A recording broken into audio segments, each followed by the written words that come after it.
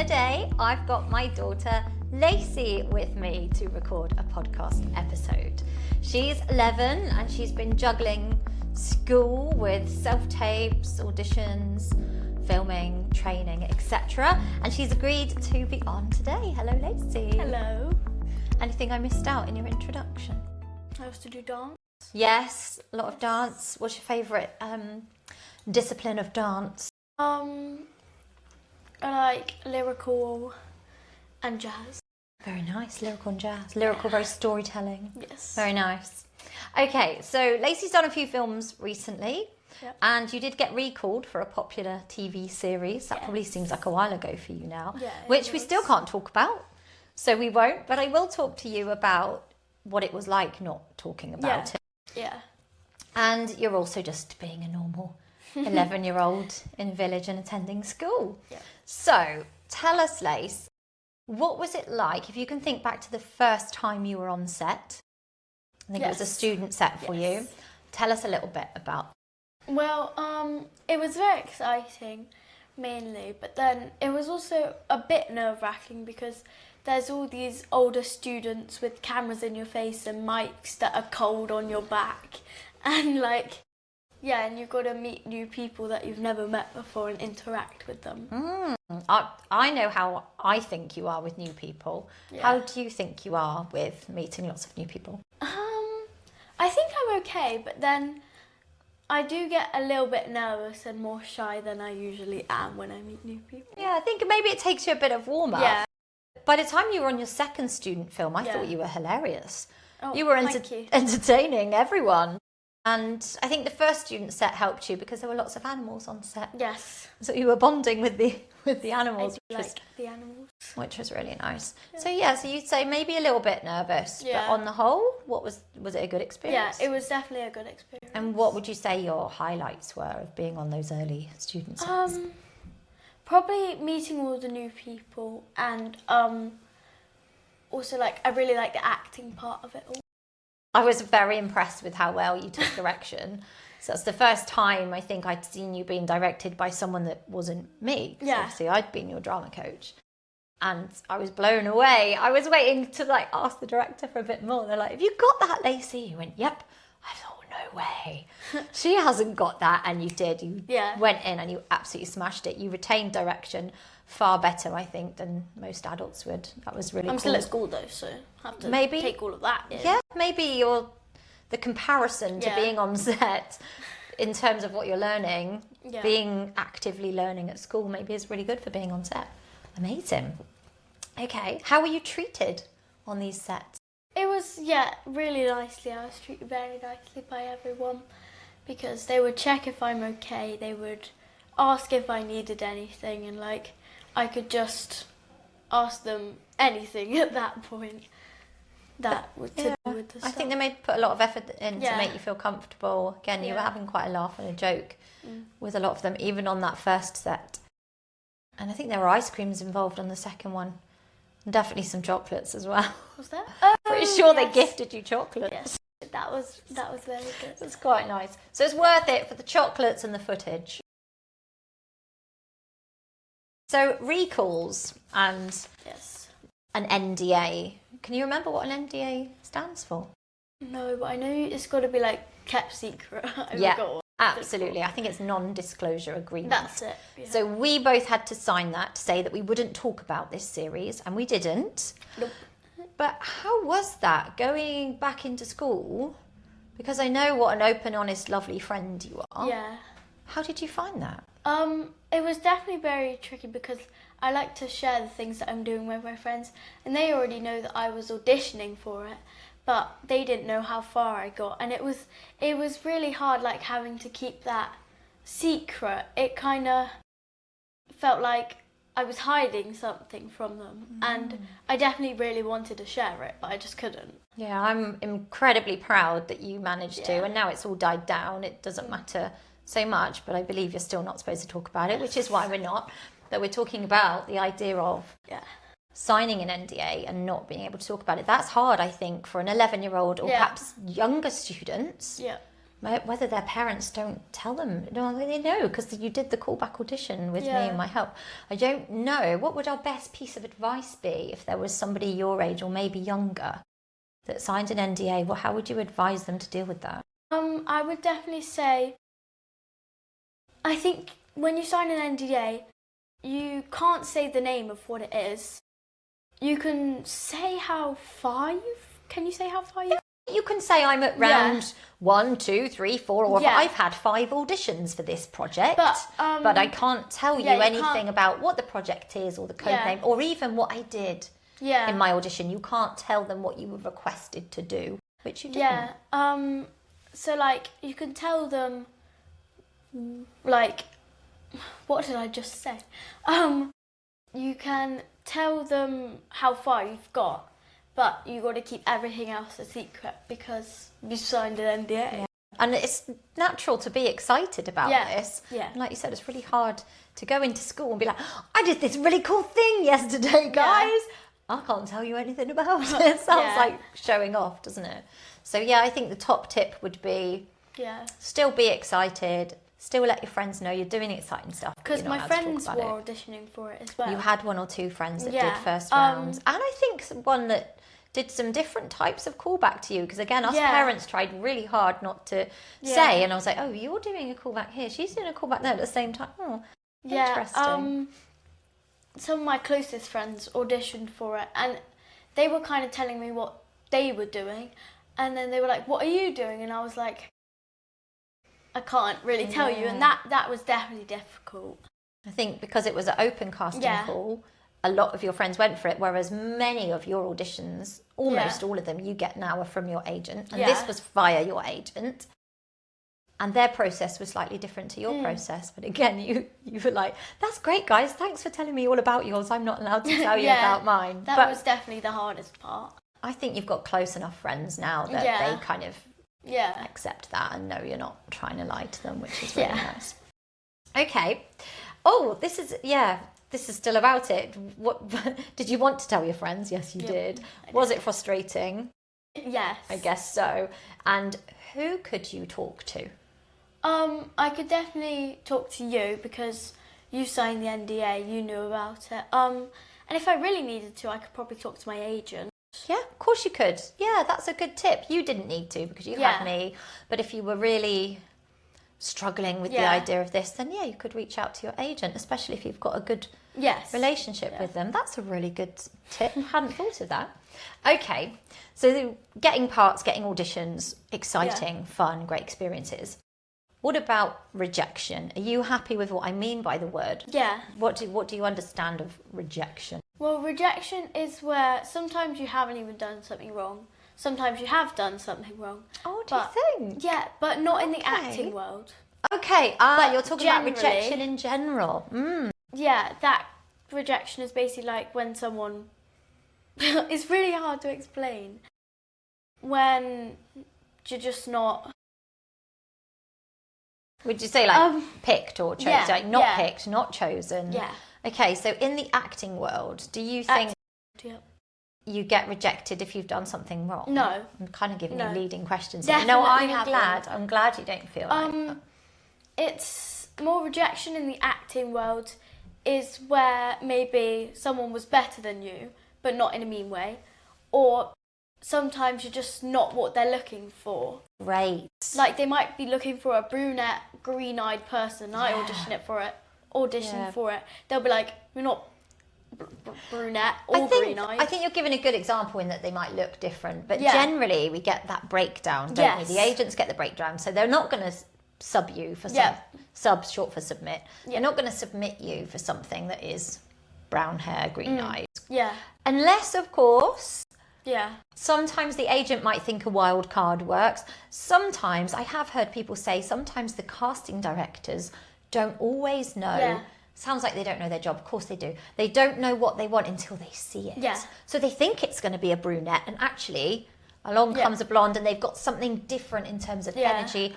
Or it depends on, especially if you're, as a young actor, being part of a family, it depends who they cast in that family sometimes. Have you got to look alike? And yeah, because that's what I was thinking about Frozen, the musical. It's say if Elsie went for older Elsa and I went for younger Elsa could give us more of a chance because we look so similar. I see. Do you know what? Talking about family chances, I feel like, especially with the auditions we've had lately, we've had quite a lot of family projects. And I think if the casting directors can cast a family, sometimes it's easier for them because they've only got sort of one set of people to talk to. I think the agents like that as well. Yeah. So your sister isn't represented, but she's been hoiked in a handful of times now to work with us, hasn't she? And so's Daddy. And I think, well, for us, it's quite fun. Yeah. I actually really love to do a day trip or something all together and all work together on set. I find that really fun.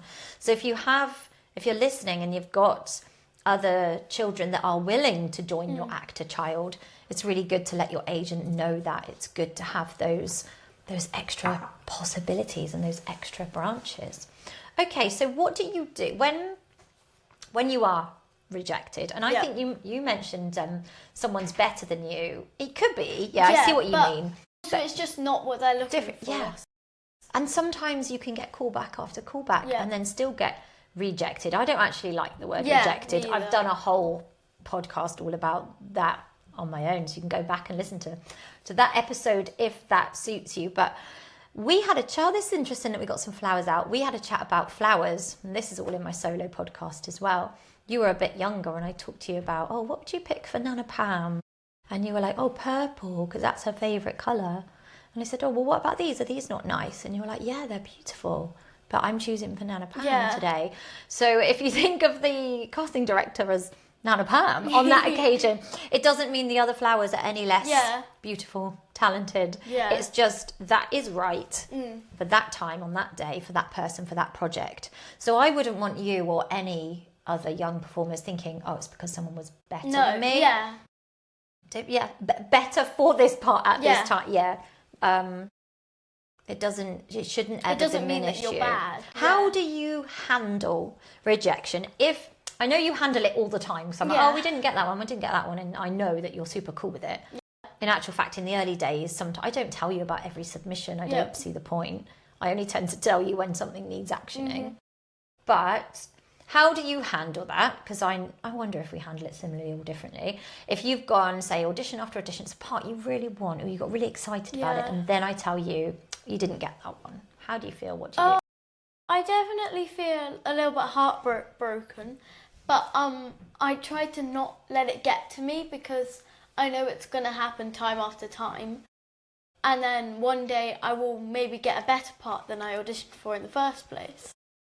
That's a good one. I was saying that today, that actually you've just been protected or redirected. Yeah. And maybe this is what I was talking about as well. Still, I want you and any other young person listening to this to still feel like you've won. Yeah. Like, well done, you turned up, you prepared, you did a brilliant audition. Or even if something went wrong and it didn't feel like a brilliant audition, you still did the audition. And so when we get to celebrate you got the part, that's great.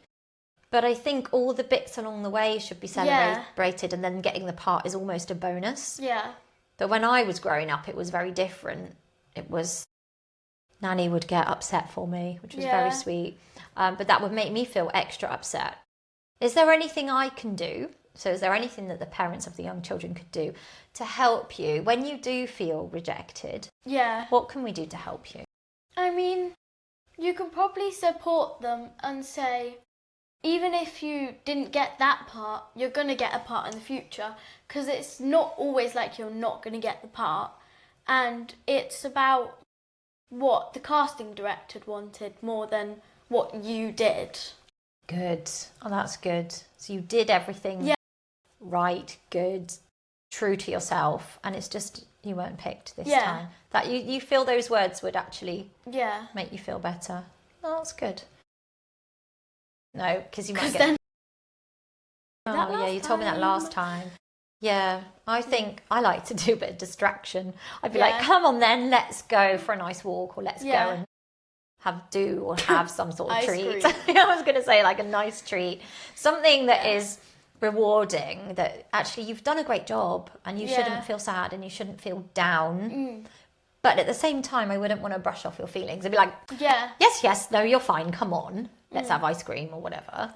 I would want you to feel that your feelings were Yeah, I valued. also feel like you need to let them maybe cry if they needed to cry. Yeah. Or you need to let them, like, put those feelings on your shoulders, say, before you kind of brush them away. That's nice. So let the feelings land. Yeah. Tell them that you understand and you Yeah. feel sad for them as well. And then try and Yeah. move on and celebrate. I think it's brilliant if you've got another audition or tape because you can Yeah. throw your energies. Although the child might want a moment. Yeah, yeah. But then you can throw your energies into something Yeah. new that perhaps you were meant for. Nice. Very nice advice. Thank you.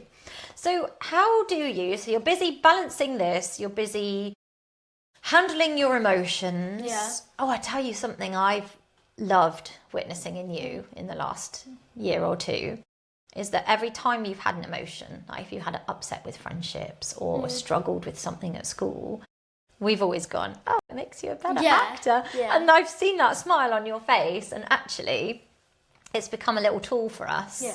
You've been very lucky in that you just bring a positive attitude to everything, but on the rare times that you are struggling, we do tap into that. Yeah. I quite like that. But that made me kind of lose my thoughts. So how do you balance everything? School, self-tapes, when I'm going to, come on, learn these lines, do this, do that.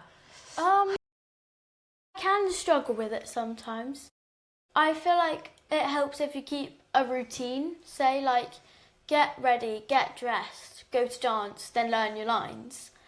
And also, like, say I needed to skip dance or something, I would, if I knew the week before, I would definitely, like, take everything in, tell my teachers, like, almost work harder, because I know I wasn't going to be there next week. Oh, that's good. I know with your theatre school, they've got the portal, haven't they? So I don't think that you've ever skipped any. You might have, maybe there was an illness, I don't know. There was a few illnesses. But that you can catch up on there, Yeah. which, again, when I was young, we couldn't do that. I used to struggle and be, I think I hired a video camera once ahead of one of my dancing exams so I could go in and ask the teacher. But nowadays, quite often, if you ask your teacher, they'll let you video something and then you can take it home and practice. Yeah, 'cause sometimes, like, say in contemporary, because everyone's older in contemporary, they're like, if you want to go grab your phone and film it, go for it. But the class has ended. You have to do it after the class. Yeah, so you have to hang back, Yeah. spend a few minutes doing that whilst it's fresh in your head. Yeah. I think that's a really good idea, and then you've got that resource. Yeah, and then sometimes one person films it and sends it to the rest. So, like, not everyone has to stay after class. And how do you learn your lines? Do you have a particular method? Highlighting.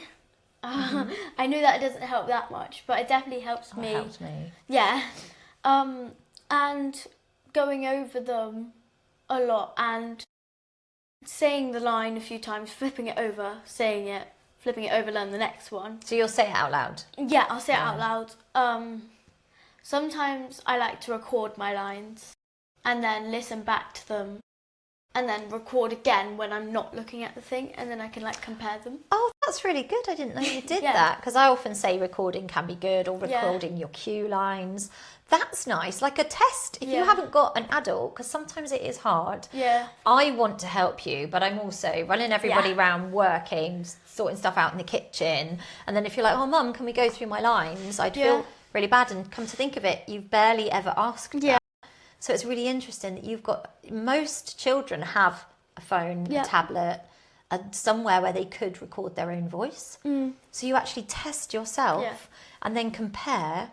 There's school of thought as well that if you do get something wrong and you notice it, you get it right better after, if that makes sense. Sometimes if I read it and then I learn it wrong, when I read it, I still read what I've learned instead of... Oh, you know what I mean? Yes. Like, I'll read You've got a word wrong. what I've got wrong instead of reading what it actually says. Do you ever notice then when you listen to it back? Yeah. Do you go, that's not quite that word? Yeah. Really good. It's just a bit easier. Because the last thing you want to do is have ingrained in your brain a wrong word, because then it's really hard to go over. In dance, they'll teach you a bit wrong, and then you'll keep practicing that and keep practicing Oh, that. they'll 'cause you change the struggle with choreography or something. Yeah, or they'll accidentally get it wrong because they've got it on a video, say. Oh, okay. And then they'll be like, oh, that's wrong, we'll change it. And I'll be like, then I try to do the moves and I'm like, that's the wrong move again. That's interesting, isn't it? So it keeps coming back. So with lines, I do think that's a really good way. Yeah. If ever you want, just come and ask me. I will run them with you. Yes. I know I'm busy, but I will run them with you. Okay, so that's balancing everything. We talked about liners, so you're saying a routine helps with balancing everything. Yeah, I agree. And I also like the break-in routine. Like right now we're on Easter holiday. Yeah. So you're getting to have a little bit more chill time. Yeah. Because you have holiday from dance as well. And theatre school. Yes. So actually it's been quite good that we've had a few auditions and things come out. My teachers, they've gave me my SATs book, say, but they'll still be like, we know it's called a holiday because it's called a holiday for a reason. If you've got some free time, do it. But we're also saying, don't spend all your holiday doing it because it is a holiday. That's nice. How would you feel if your agent was like, Lacey, we've got this tape, do it if you want, but it's holiday, you don't have to. What would you do? I would definitely do it, yeah. Why? Because it's a part that you can get paid or not paid. It's still like experience. Brilliant. Yeah, if it's coming from your agent, it would be a paid role. Yeah, there's some things I submit you for sometimes that I see that I think, oh, that would be a good experience. But yeah, if it's coming from you, so good point, you'll get paid. That's always a good bonus. Get paid to do what you love. Yeah, I think you're right. And I think I'd be like that. And most people I know would say, oh, well, it's an opportunity. Yeah. And I think we always, excuse me, find time for a self-tape. Yeah. It can be late at night and you can be tired and I go, do you want to do this tape or not? It needs to be in by tomorrow. And generally, I think you say, yeah, I'll do it. Let's do it. If I fancy it and it's late and I'm tired, or it's early and I'm tired, I'll usually say do it. But sometimes I don't fancy a tape. Sometimes I still do it. You do. But sometimes if I don't fancy a tape, I'll be like, can we do it any other time? Because I don't fancy it right now. If it's a no, probably still do it. Anyway, yeah, I think you have said that before. Like, well, do I have to do it today? And I've gone, actually, you've got a week for this one. Yeah. But if I find, this is another thing about you saying being organised, if we put it in the calendar, like today, I put it in the calendar. I think we're a few minutes later than we said, but I put a time and a date. And that was because I was back later than I said. But I put a time and a date in when we're going to do it. And more often than not, then we stick to it. Yeah. And if we can't, it's still ours. We can rearrange it. Yeah. Like I say, oh, actually, we did a tape the other night. And I said, girls, 7 p.m. And then we came down later. We've never done the us two tape first. No, that brings me to my next point I was going to bring up. Whoopsie. When we have a deadline. Yeah. Imposed by the agent, you've got a week, you've got 24 hours, got to be in by tomorrow. We always do it, 100%. Even though they always come when we're busy, we always make it work. There's something about a deadline.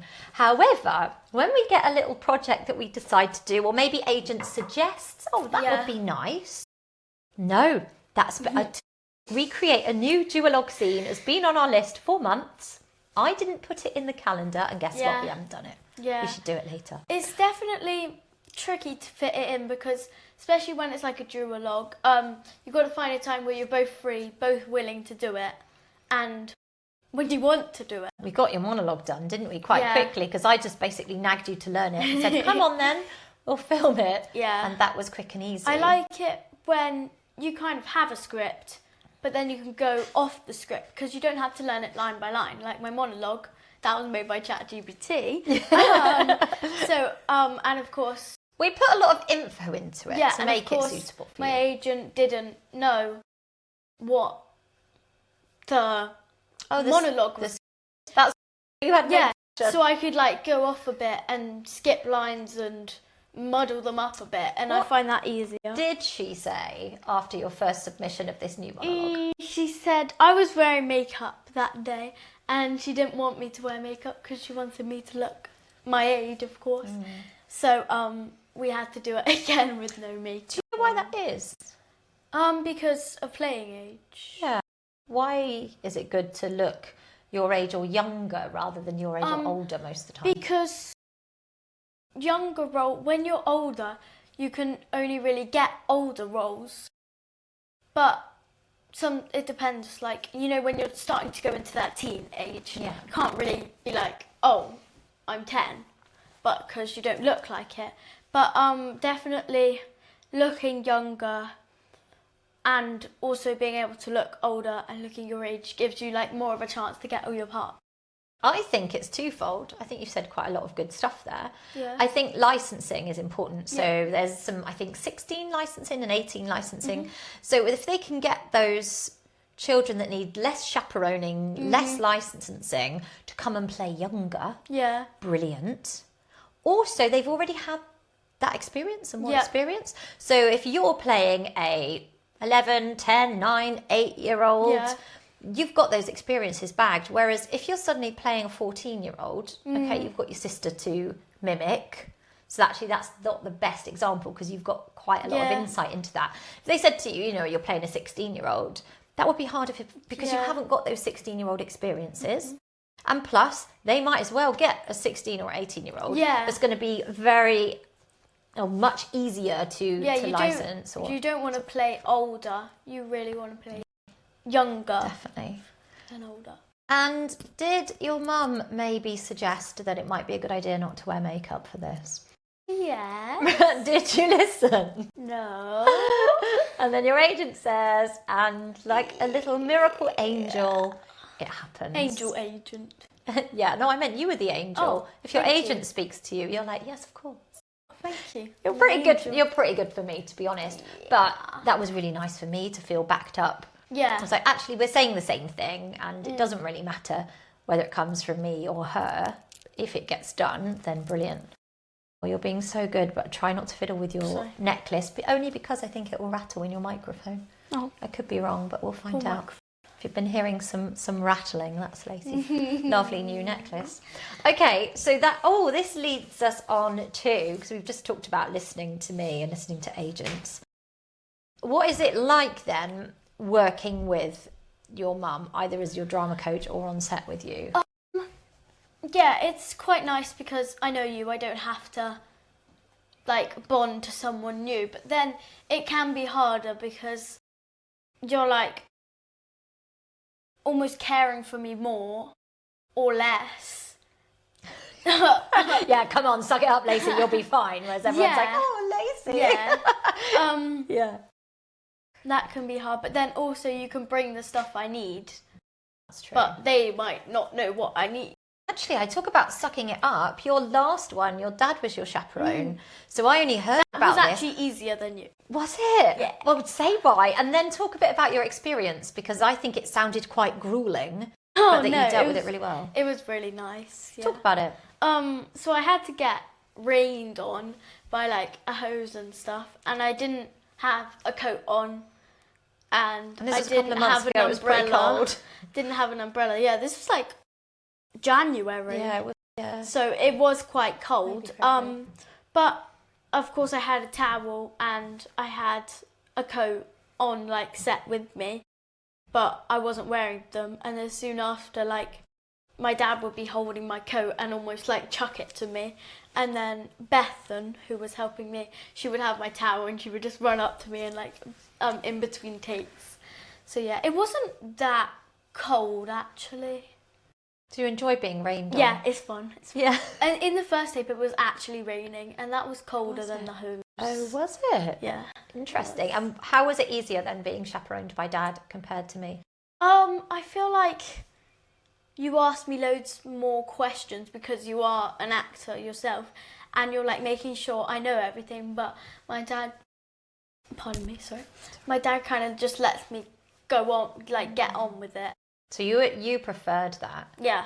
Why? It's totally cool. I'm not offended. I'm interested because other parents will have this potential issue. So why did you prefer just to get on with it? I feel like it's a little bit easier because I can kind of be myself more, ask my own questions, and instead of being like babied, if you know what I mean. And I can absolutely see that I would baby you, or like, do you get that? Do you understand that? Is that okay? Blah, blah, blah. Whereas, before you know it, you're going to be old enough to be on sets on your own. Yeah. So to have that, so I think if parents can mix up who chaperones their child, obviously someone safe that they trust, either a professional chaperone or a parent or guardian.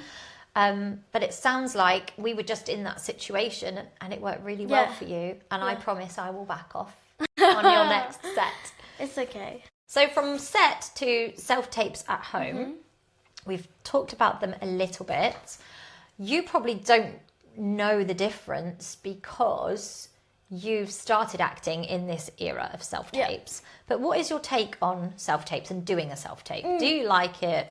I definitely prefer a self-tape than an in-person audition, because even though an in-person audition is definitely a better experience, a self-tape you can kind of just pause it, start again if you mess up. But in-person audition, if you mess up, you can ask to start again, but it still kind of hold it against you. They might do. Yeah. I think all the casting directors know that you get as many takes as you Yeah. like. But that's interesting you say if you mess up. A lot of your self-tapes are one-take wonders. You do the prep, you record it. I think I let you do it 3 times. And often we send the first one. Yeah. Because it's the most Also, natural. I don't like doing it too many times. I find that when I do it too many times, then I get bored of it. And then I just mess up like more. So What do you mean by mess up? What's messing up in your life? Well, like stumbling on a line or doing the wrong movement. Not that that matters too much, but yeah, or like skipping lines, going back to them, and then it just like kind of wiggles around and it's just way different. And do you ever watch back your self-tapes? No? Do you in rehearsal? In rehearsal, Like yes. when we are doing the tape? Yeah. Yeah. Why? Because sometimes I've said, come around and watch this. Why do we do that? Because some people do, some people don't. I don't like listening to my own voice. A main reason. Also, then I find all the things that I've done wrong, and then I'm like, it doesn't look good, and then I'll do it again and do it again, and then I'll start messing up and messing up more. I think if we're looking for one specific thing, because we know you need to get over the voice thing. Everybody's voice sounds different on tape. Everybody's voice sounds different in their own ears too. Yeah. Receiving it through the air of others. But I think when I say to you, something as simple as, you don't do this anymore, but in the early days I'll say, come round and see the tape. Do you see your eyes catch the camera there? And you'll be like, oh yeah, I see that. Okay, I've got to look over here. Or something like, I can't quite get your gestures, they need to be higher. Like, I think if it's something really tangible, you come round, you see it, and again, because it's mum, drama coach going at you all the time, when you can see it and hear it, I think it's almost better than me telling you. Yeah. Because you can see and hear it for yourself. But I agree that some actors I've seen working, they go and watch the monitor, like after the director lets them. I was unsure because I didn't want to say, I don't look like how I look or whatever. I need to get better at that if it's on offer. But some actors are really good at watching themselves back and taking from it and not just going, I don't like my outfit. And others are not. Some like it, some don't. I think a combo is good for you. You've already got me coaching you, you've got your agent, and then you've got self-tapes. What would be really fun, I think, for you would to go back and watch some early days self-tapes. Almost like watching a different person, going, I like what she does with this. Yeah. And actually she could do that better. You could use that as almost a learning tool and see how far you've come. Sorry, I keep flicking through the cameras because my That's all right. phone is so much more orange than yours. That's because you've got one of those screen... I don't know what you call them, like privacy screen things. I was going to say, yours is... Yeah, we're trying out... Sorry. You don't need to be sorry. It's nice that you're here. We're trying out doing 2 cameras. So you like self-tapes and you actually prefer them to in-person auditions. I'm with you, but for a different reason. I like the fact that it doesn't cost me anything to travel and it doesn't cost me much time. I can do it on my own time. Now we've got lights as well, whereas in the early days we could only do it in daylight. But I feel it earns me time and money if I get a self-tape as opposed to an in-person. But I do love going and meeting people. Yeah, that's so I think if I can have the majority self-tapes, but then a sprinkling of in-person is... Because you also never know who you're going to meet. I love meeting and connecting with meeting them, but then and... also like... I'll kind of fall in love with them, not in like a weird way. And then you'll be like, I didn't get the job, I can't see them again. And then I'm like, I live by the send the tape and forget it for both of us.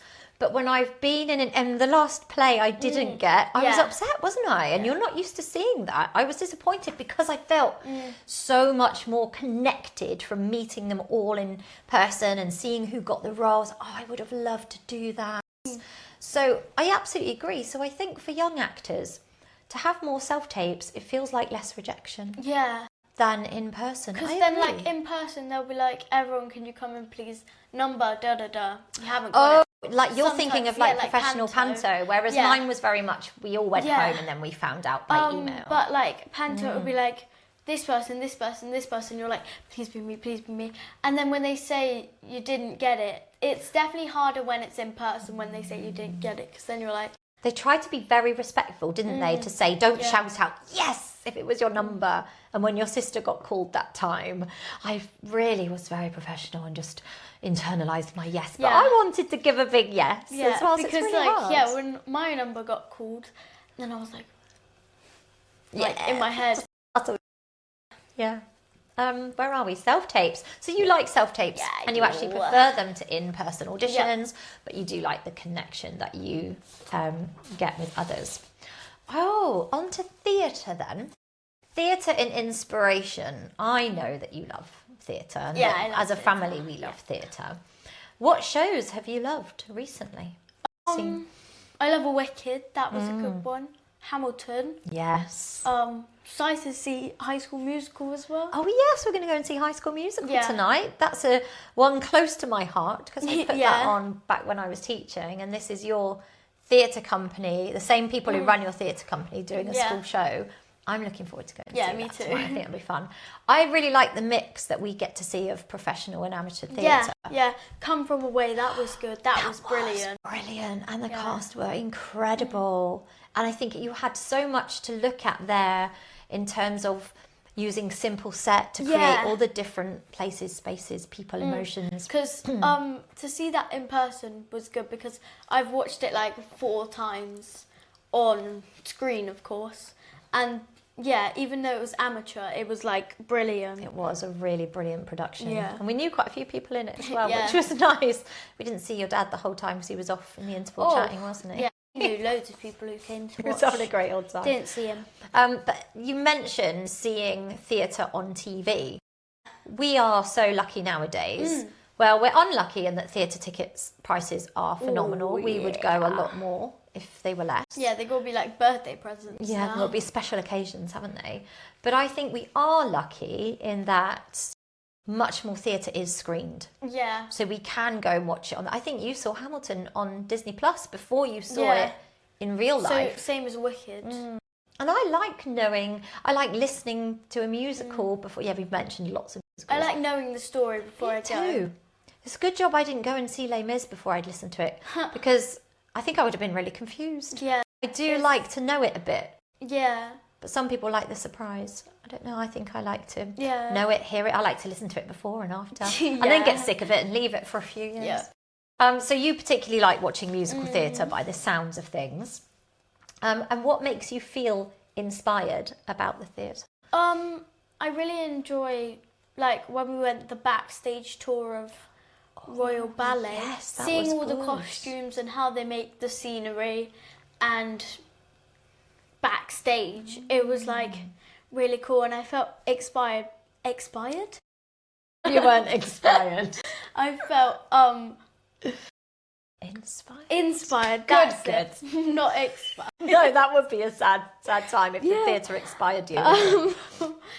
Inspired. I felt inspired. Yeah, inspired. Yeah. Oh, You've said the that word so might many be- times it's making you feel weird now. Yeah, inspired by all the stuff, because you get to see what goes on backstage, because when you go watch it, you're like, oh, that was great, they could have done this better, but you don't see what they do backstage.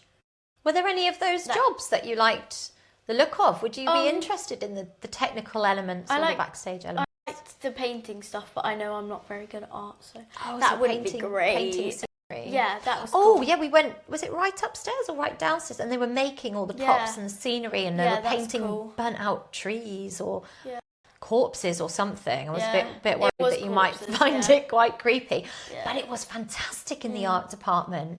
The creative buzz, we're used to the creative buzz of theatre and Yeah. TV, but the creative buzz around the artwork was really lovely to be. It was such a silent part room of. as well. Yes, It's completely quiet. it was. I wouldn't It was want music peaceful but on. exciting. Yeah.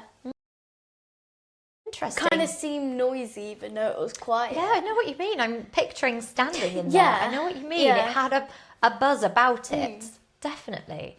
Yeah, so of course, just because we love performing, there are so many other elements to Yeah. theatre and TV that you can be involved in. Okay, I think that's everything that I wanted to chat to you about. Now, traditionally, so I think you're my third guest on the podcast, and every guest I've done this with, every time I've done this with a guest, I've made a mess of that. You are my third guest. With my first two guests, I did a quick fire round. Oh. So I think that should now be a DramaCast podcast tradition. Okay. DramaCast? I've lost it now. Every time I smile, I can just see the gap in my tooth and I'm like... A drama coach podcast tradition. Ooh, Yes. That can be our new tongue twister warm-up. A drama coach podcast tradition. Are you up for it? Yes. Quick fire round. Let's okay, go. Lacey. One thing you've learned from being on set. Whoa. It's got to be quick. The first thing that pops to mind. One thing that I've you messed learned this up about completely. being on set. Go for it. I love that. A moment you felt really proud of yourself. After getting showered on. Okay, awesome. Something you do when you feel nervous before performing. Pick my skin. Do you? Yeah. Okay, that's probably not a good... Let's rephrase that and let's have something positive you do if you're feeling nervous. What would you do to help yourself? I like fidgeting with something. Okay, so fidgeting with something Yeah. helps calm your nerves. Yeah. But we'll try not to pick your skin. Yeah. I didn't know you'd inherited that terrible Yeah. trait from me. I I'm always sorry. pick my skin. Yeah. Okay, final quick fire. Okay. One piece of advice for other young performers. Definitely go all in. Find what's best for you. Like, I like happy, joyful self-tapes more than I like miserable, crying self-tapes. You do get quite a few of those. Yeah.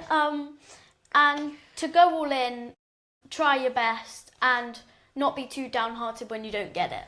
I love that. Thank you. That was like a triple answer in one question. Yeah. I think that's really beautiful, and I Thank hope you.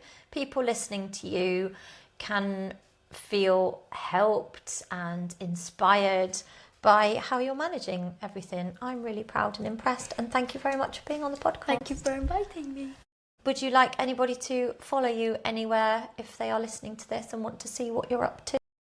Instagram. Amazing. Instagram, completely run by me because you are far too young, but I do let you see it. Yep. And I do ask you about what I post on there, and you say to me what you want on there. Yeah. So Lacey does have an Instagram. Can you remember your Instagram handle? No. No, I would imagine it's something like @Lacey.Southam. Yeah. Anyway, if you go and follow the drama coach, you can absolutely ask me, drop me a message, and I'll show you Lacey's handle for her Instagram.